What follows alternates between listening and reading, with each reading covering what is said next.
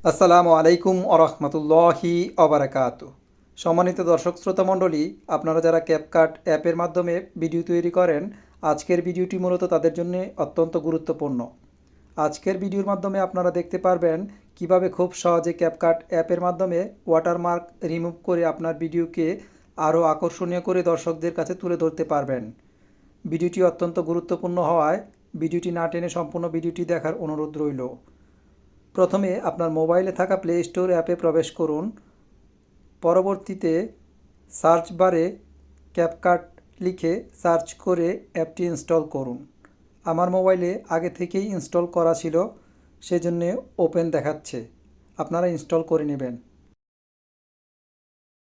এখন আমি সরাসরি ক্যাপকাট অ্যাপে প্রবেশ করে সম্পূর্ণ প্রসেসটি দেখিয়ে দিচ্ছি।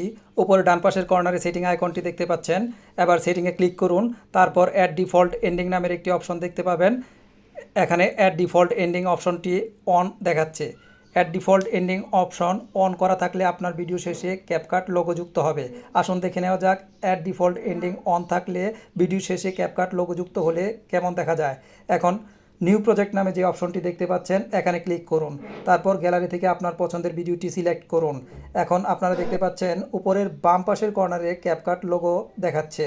উপরে বাম পাশের যে ওয়াটারমার্ক দেখা যাচ্ছে, এর কারণ আমরা ওয়াটারমার্ক রিমুভ করিনি। এখন প্লে করলে ভিডিও শেষে দেখতে পাবেন ক্যাপকাট লোগো, কারণ অ্যাড ডিফল্ট এন্ডিং অন রয়েছে।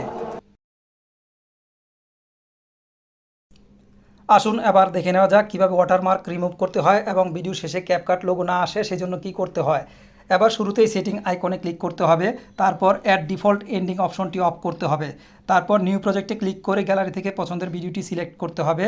তারপর উপরে এআই আলট্রা এইচডি নামে যে অপশনটি রয়েছে সেখানে ক্লিক করতে হবে। পরবর্তীতে নিচের দিকে ওয়াটারমার্ক নামে একটি অপশন দেখতে পাবেন, এখানে ক্লিক করতে হবে। ক্লিক করার পরবর্তীতে ভিজিবল এবং হিডেন নামে দুটি অপশন দেখতে পাবেন।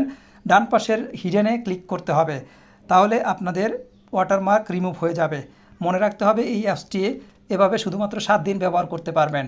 পরবর্তীতে আপনাদের ভিডিওটি সেভ করতে এক্সপোর্ট নামে যে অপশনটি রয়েছে উপরের দিকে সেখানে ক্লিক করে ভিডিওটি সেভ করতে পারবেন।